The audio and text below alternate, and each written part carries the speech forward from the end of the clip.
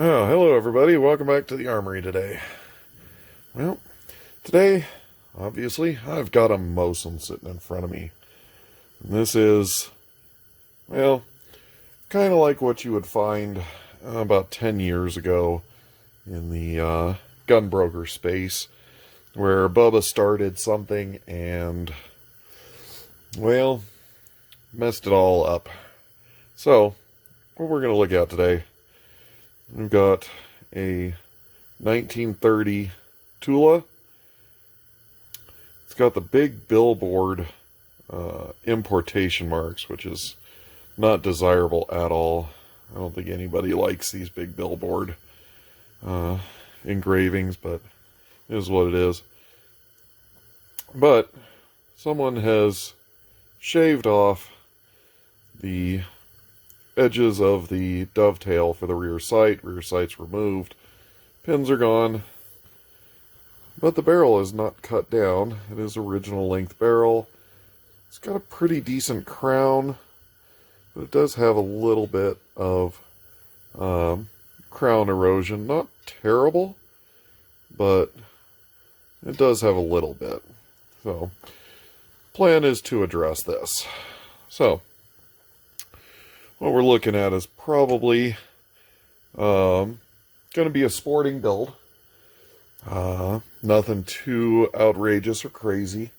Not going mall ninja on this, but we're going to bring this back to shooting condition.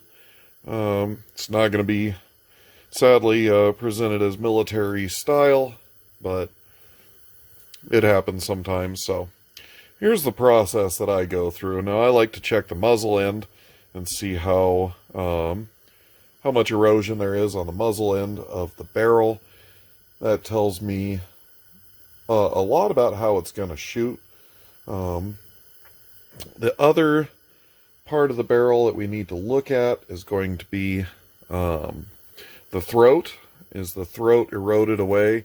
And I've got a simple test for that that's proven to be pretty reliable over the years.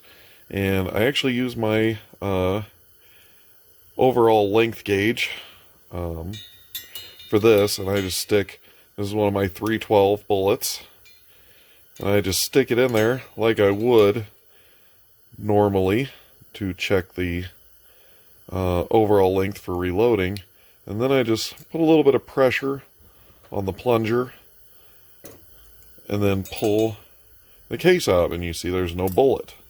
And with just a little bit of pressure, I was able to stick the bullet to the lands. And that is a quick, easy way for me to tell that the throat is actually going to be in pretty good condition. So, to get the bullet out, we just grab a cleaning rod, and we're just going to pop that bullet out. And then just very gently with a cleaning rod, we're just going to pop the bullet right out. So, that's how we accomplish that. So, the next thing, this action I bought was completely stripped. Has nothing, no interrupter and extractor, no trigger, no nothing. So the first thing we're going to want to do is we need a bolt. So, good thing, I've been collecting Mosin parts for, better than a decade. And I've got all the parts to assemble a bolt. So I whipped a bolt together real quick out of spare parts. And just like all Mosins, fits perfectly. So, before we give that the stamp of approval, I got a couple disc style go no-go gauges. So we're going to grab, I don't know if you can see that, that's the no gauge. So we're going to grab the no gauge.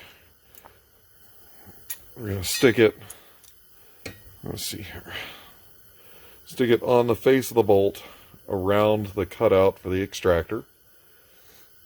And then we're just going to insert the bolt and make sure that these parts will all play together.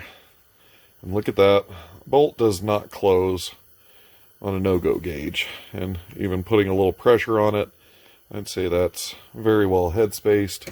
And just to be safe, we'll check the go and make sure the go gauge likewise works for this setup. So there's the go gauge, and we've got clean lockup. So this setup is properly head-spaced, and really most Mosin parts are interchangeable without affecting the headspace, and that is good. But don't ever rely on that to be the case. These have all gone through re-arsenaling, reworking. They are all mix-matched. Even guns that are advertised as numbers matching, don't trust it. I've seen guns that were quote-unquote original numbers matching, and every part has a different arsenal mark, but they all have the same serial number. So don't trust the serial numbers on the parts that it is originally an original rifle. Headspace it just to make sure, but very rarely do I ever come into a condition where it's a headspace issue. So we've got good head spacing, we have a good throat, and we need to do something about the muzzle end. And what we'll probably do, we may just cut the barrel back by about an inch or so and re-crown it, because it's not going to have military sights. We might come just behind this front sight base and cut it right there. That way we have pretty much still a full-length military-style barrel. What we're also going to do is we're going to install a scope rail, because there has to be a way to see the bullets going downrange. So, like all of my scoped Mosins, Rock Solid Industries makes the best scope mount. It will not work with a stock handle, so they also make a turn down bolt handle, so this will work fantastically just like that. So with that, we also have a really good bore on this rifle. It's got really good defined lands, really sharp rifling in it. It's pretty much bright. There's really no darkness in it. Not a whole lot of pitting or imperfections in the barrel, which means this could probably be a really good shooter. And I really like that prospect. So with that, I also had to source a magwell, which again, I've been collecting up spare parts for a long time, back when everything for this gun was a dime a dozen. Used to get parts just by the box load for pennies. And nowadays, all these parts are getting really expensive. So I'm glad I saved all the parts I came across. So, along with the parts that I've come across, this rifle, years ago, I found a couple of really nice laminate stocks, and they're the early style. You can see, I don't know how well you can see it, but there's a step in the receiver, and this is common among all of the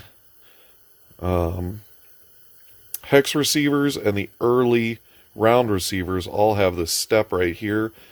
It's a machining step that was eliminated probably somewhere around wartime to make it faster to make. So these are laminate stocks that are for the early actions. I found two of them really inexpensively many years ago. And like most things, they strip them for all their parts.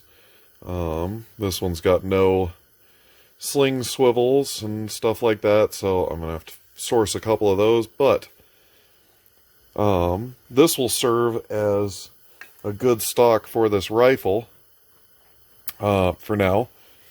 So I'm going to get to assembling this rifle, and we'll see what it looks like. Alright. Pretty much what everybody expects. Slips right into its stock. Stock looks really nice and good, and I like the laminate stocks. They are much stronger than just the straight hardwood stocks. So this stock will work good, like I said. Much like the factories would do, the counter bore on the muzzle end, we'll just clip just the very end of this barrel off and recrown it, and we should have back to really good rifling for the muzzle end. I'm going to have to source barrel bands. I think I've got an upper handguard. Need a trigger, and oddly enough, this magwell does not have a catch. So I'm going to have to look through my parts and see if I've got a magwell catch. But this rifle, the reason why I'm doing this is I'm going to use this as a test rifle. What we're going to do, we're going to test some different ammos and some different stock configurations with this rifle.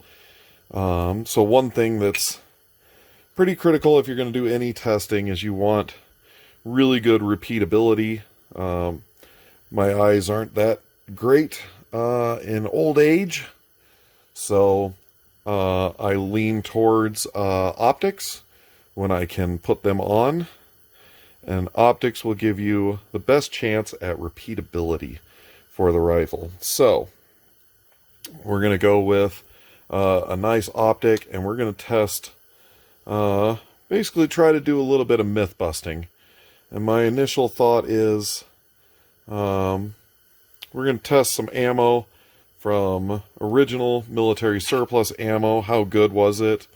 How good is commercial ammo that's available right now? And how much better can hand loads be for the rifle? So, thought about this, and yeah, we're going to do a test rifle, test out some ammo, see just how accurate one of these old rifles actually is. So, now I'm going to get with one of my gunsmiths, and he's going to mount the scope rail and do the bolt for me, and I'm going to dig up the rest of the parts. And here quickly on the next video, or coming up one of the next videos, we're going to finish this rifle off and hopefully take it to the range and start testing at 100 yards what ammo looks like. So, alright, I thought I'd give this a little quick video and show you what's going on. So, I'll catch you later. Bye.